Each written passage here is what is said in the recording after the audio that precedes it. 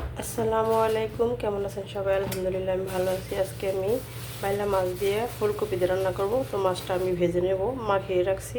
তেলটা গরম হয়ে গেছে, এখন মাছটা দিয়ে দেবো। মাছটা আমার দেওয়া শেষ, মাছগুলো ভাজা হয়ে গেছে, এখন আমি উঠিয়ে রাখবো। মাছগুলো আমি উঠিয়ে রাখছি। তো এখানে যে তেলটা আছে এখানে আমি দিয়ে দেবো আস্ত জিরা। এখানে আমি তরকারি রান্না করবো।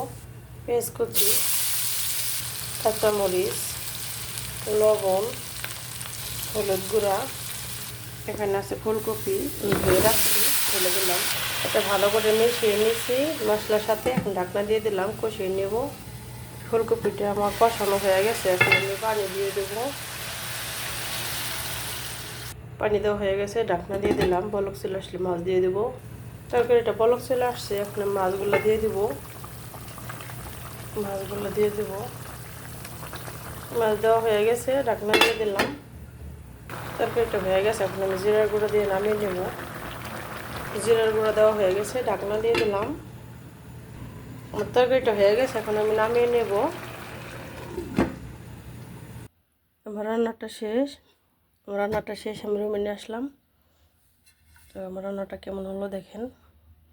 ফুলকপি দিয়ে বাইলা মাছ দিয়ে রান্না করছি। আমার রান্নাটা কেমন হলো দেখেন। সম্পূর্ণ ভিডিওটা দেখবেন, দেখে লাইক করবেন, কমেন্ট করবেন। ভালো থাকবেন সবাই। সবাইকে বিদায় জানিয়ে ভিডিও শেষ করছি। আল্লাহ হাফেজ।